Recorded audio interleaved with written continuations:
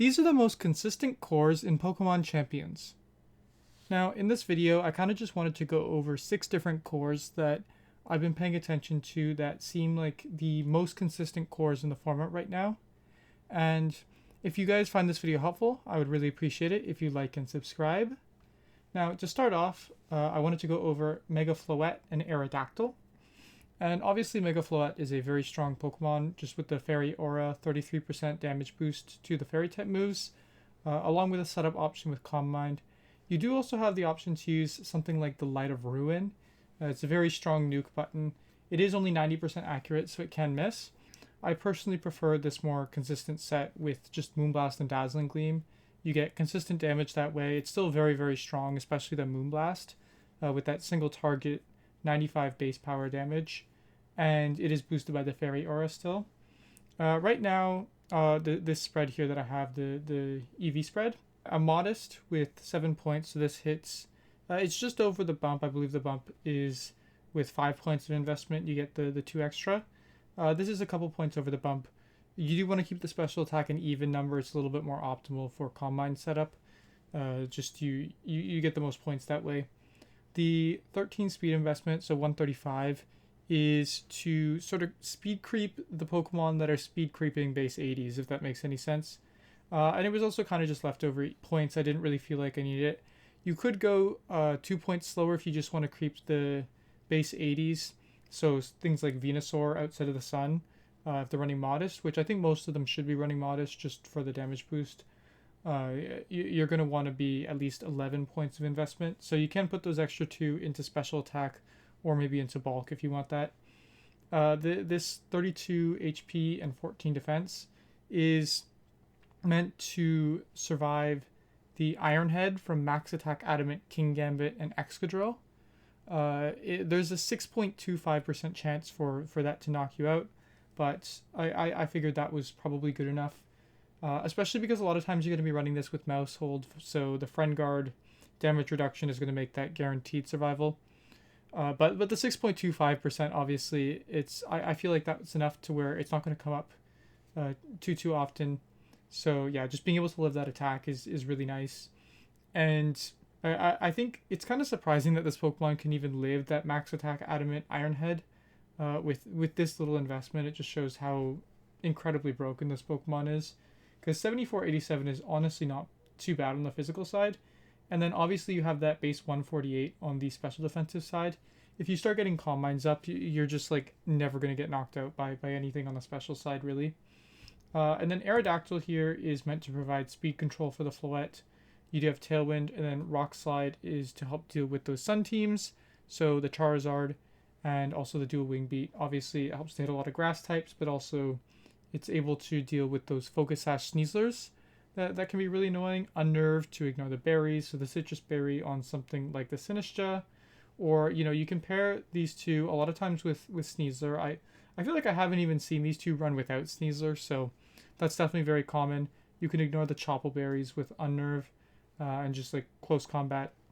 There's a lot of very positive application with Unnerve. Obviously, this Pokemon's very fast. It speed ties Mega Gengar, so you're going to be faster than a lot of things. You're not going to be faster than Mega Delphox. You're also going to be slower than like Mega Aerodactyl. But yeah, the Aerodactyl is definitely a very, very consistent piece. These do also like to be run with something like the Mouse Hold, like I was mentioning earlier. You have the Friend Guard. And because the Focus Sash is already on the Aerodactyl, you're going to want to run something like a Chople Berry. And this is able to basically just nullify the one weakness that this Pokemon has, being a normal type, weak to the fighting types, and you can just build this really bulky and run some supporting moves like Super Fang to help support the Mega Floette. You can like Super Fang and then Dazzling Gleam or Moonblast, and you're going to be able to knock out pretty much anything with that sort of combination. And yeah, the Friend Guard is really nice to just beef up the Mega Floette's bulk. The other nice thing is that because this is a normal type, you can redirect Last Respects from opposing Basculegions, and you're not going to take any damage from it. Speaking of Basculegion as well, Scarf Basculegion is another Pokemon that you really don't mind running on something like this. It's really good for cleaning up endgames, and it's also pretty good on lead into other Aerodactyls. I feel like Aerodactyl is like a really, really strong lead presence, and sometimes it's very difficult to lead into the Aerodactyl. But Basculegion does give you options. You can lead the Scarf Basculegion, just flip turn out. They can't fake out, and yeah, you have quite a bit of options with that. So there's a few different ways to build out this sort of Floette Mega Aerodactyl, or sorry, Mega Floette with Sash Aerodactyl core. Yeah, so you can obviously run redirectors like the Mousehold. Sinistra is also a decent option. A lot of these teams like to also run King Gambit. It gives another layer of protection into those Basculegions just for the Sucker Punch. And King Gambit's a really strong Pokemon in general as well. I'll talk about it a little bit more later. But yeah, the King Gambit does very, very well on something like this. I've also seen this run with like dual Megas, so you can run this with the Mega Delphox in addition to the Mega Floette. Or the Mega Charizard Y also did really well. I believe Areku used that to win a pretty big tournament. And yeah, those fire type options with like the really strong Heat Wave, they just give you like a really strong alternate lead option into some of the things that are really able to threaten Mega Floette. The funny thing is as well, I mean, a lot of the Pokemon on this team would love to run a Focus Sash. You know, you have Aerodactyl taking up the Focus Sash already, which I think is the Pokemon that needs it the most. But, you know, Mousehold would love to run Focus Sash if it didn't have the Chople Berry, you know, and it could run the Focus Sash. It would love to run the Focus Sash. Basculegion wouldn't mind Focus Sash, especially with the Tailwind. Although I do think Scarf has enough application to say, okay, Scarf is at least like equally as good as the Focus Sash option. Sneasler would love to run Focus Sash. White Herb is a fine item though as well. And so, you know, there is a lot of like, you are running some Pokemon that are a little bit more frail on something like this. But I would say, you know, you still have just enough item options to keep something like this pulled together.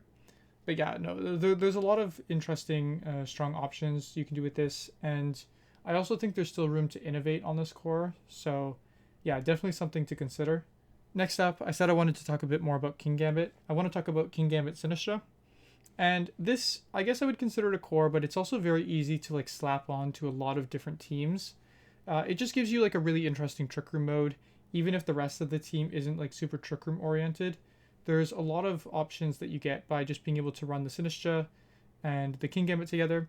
Both of these Pokemon function pretty well outside of Trick Room as well. You know, King Gambit's able to click Sucker Punch, and the Sinistra is still able to act as a very strong redirector in this format, especially for something like the King Gambit, just because it's weak to those fighting type moves. You can redirect them with the Sinistra. Obviously, it's a very good redirector into something like the Sneasler.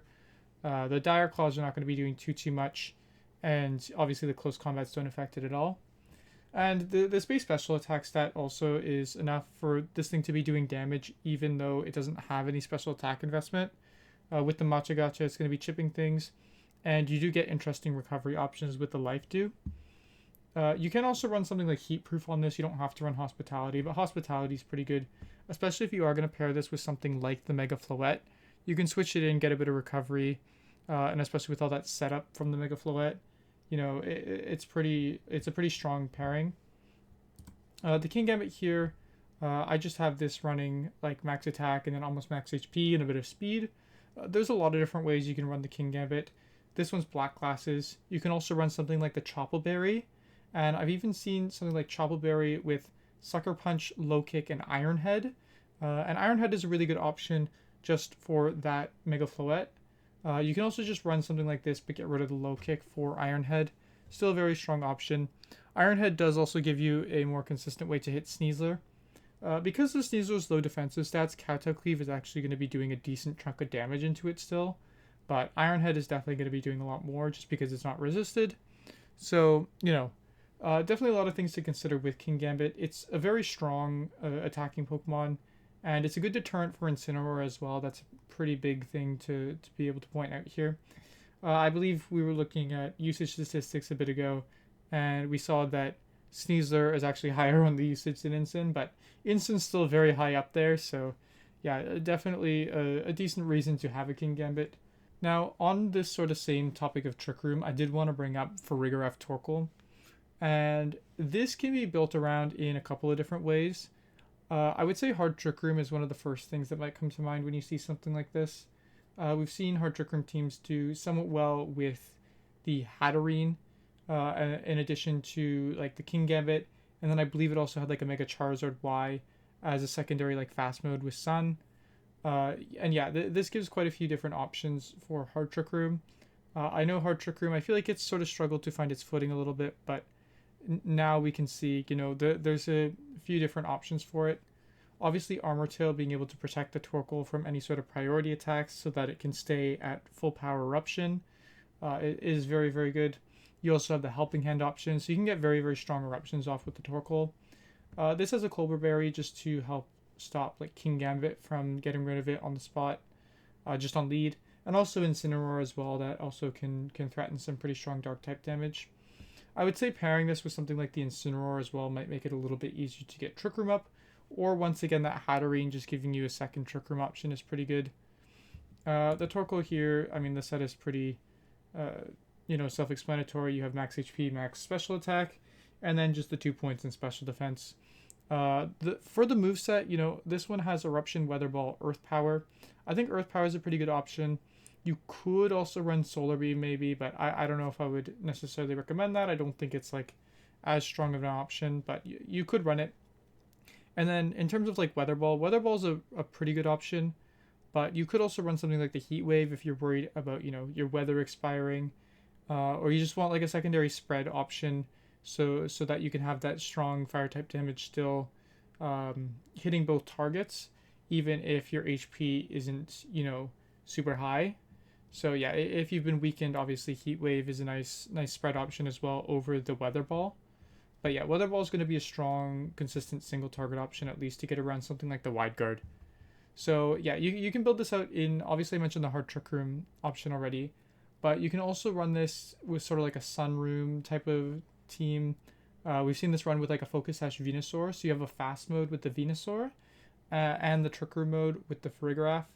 And those often run some other Mega as well. I've seen some with Mega Floette, and those ones definitely like to run Incin.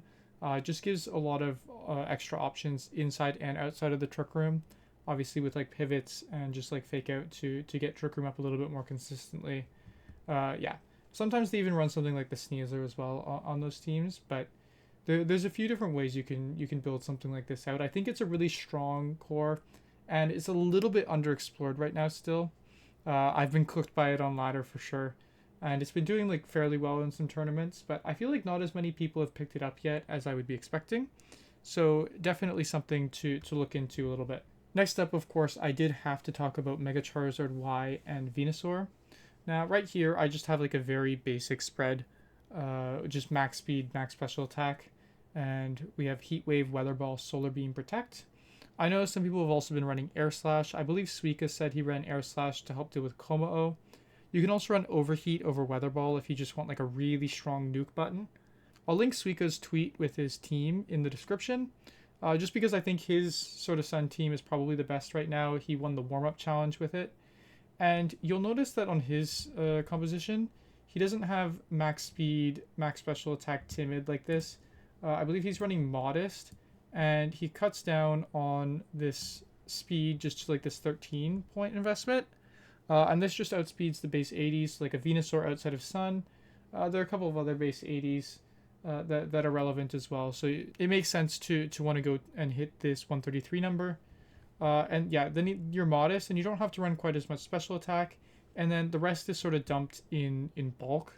So yeah, you're able to get a lot of damage off with this more Modest Charizard, and it has a bit more bulk, so it can live maybe a hit instead of just getting knocked out right away in a lot of cases.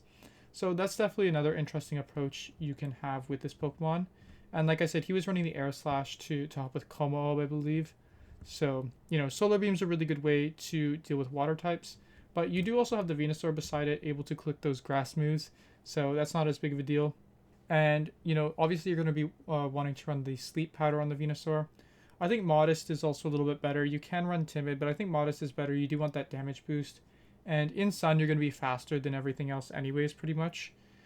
You can... I think Sludge Bomb is obviously very good, especially with Mega Meganium picking up a little bit more now.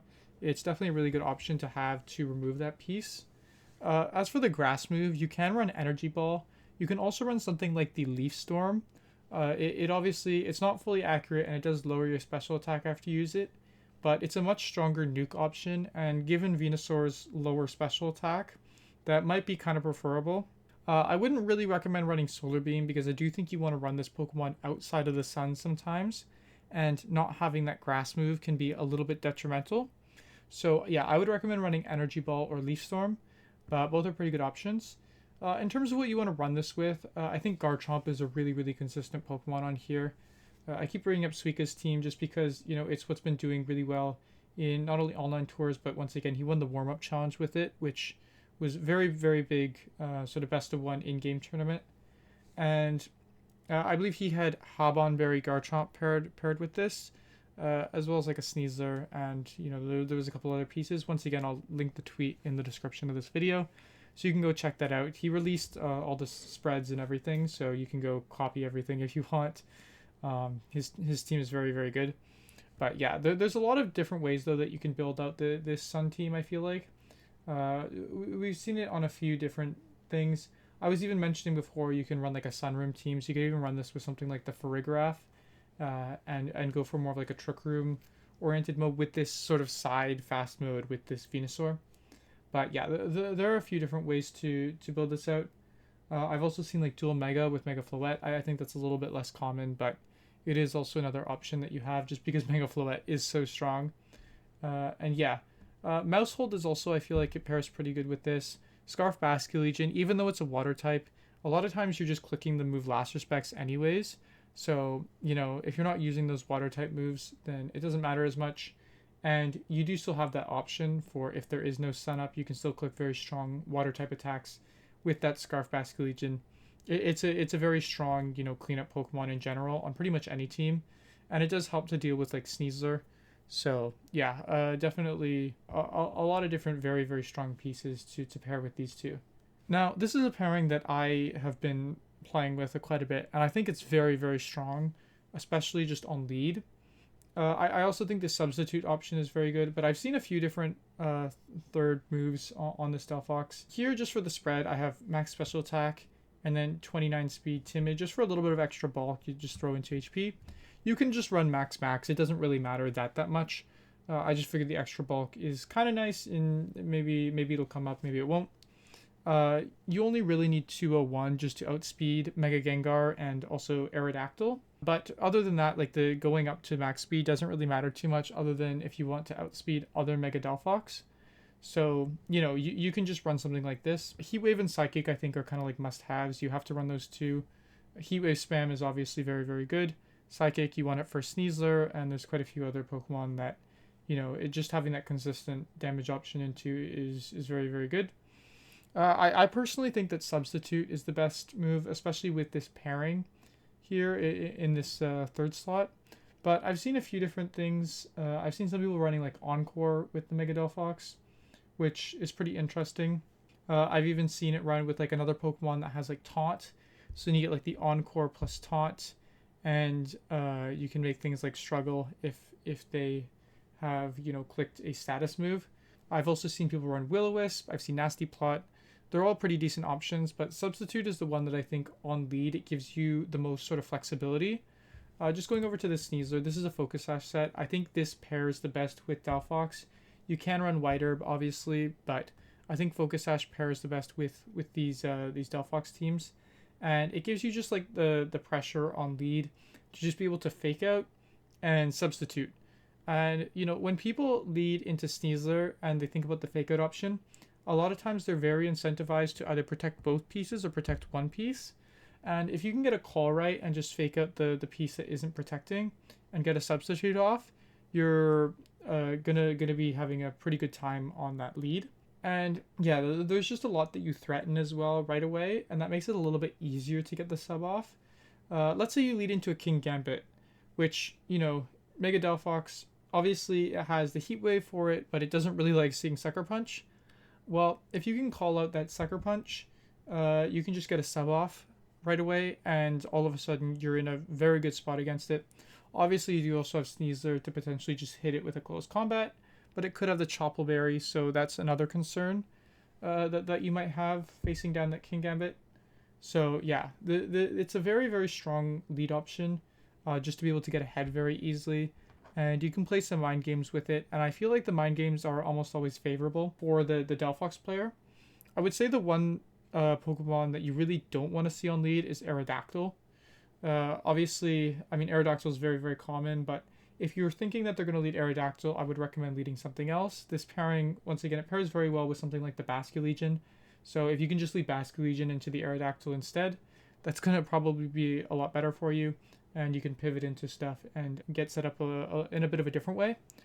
But, you know, if you have this on lead against pretty much anything else, Fake Out Sub is going to be a really consistent option, or just Fake Out, do damage, or just send damage on both. There's a lot of different ways that you can play this. And yeah, I think it's a very flexible lead. I would say even against Aerodactyl, you have options a lot of times just to like reposition and, you know, figure things out. If it's Mega Aerodactyl, which isn't as common, but if it's Mega Aerodactyl, I think you're in a much trickier spot. But otherwise, yeah, you have like a lot of very strong options on lead. Because even into like a regular Aerodactyl, Fake Out Sub is not like the worst thing that you could do. And then maybe you want to get your Sneasler out so that you don't take that dual wing beat. But yeah, there's a lot of different interesting things you can do with this. I think this pairs really well with a lot of different compositions. Even like earlier I was talking about the Aerodactyl and the Floette. And you can even have Sneasler Delphox on that team as well as like a secondary option. I think I was talking about that earlier as well. And yeah, it's just a very, very strong presence. It puts on a ton of pressure. And yeah, especially with that substitute, I think you have very, very flexible options on lead. Now, the last thing I wanted to talk about is something that's sort of come out a little bit more recently, and that is this Tyranitar Meganium core. And I do have the Aerodactyl on there because that was just on there on both of the ones that did well. It was a bit of like over 100 people in this recent tournament online, and Marcus Dion got second in it with this Mega Tyranitar and Mega Meganium team with the Aerodactyl, and he also had a Scarf Basculegion on the team, of course. The player who won the tournament also had Tyranitar, Mega Meganium, and Aerodactyl. Their other three pieces were a little bit different. I believe their Tyranitar also had a Choppleberry instead of the Megastone, so that's another thing you could consider as well. Choppleberry Tyranitar is not too bad.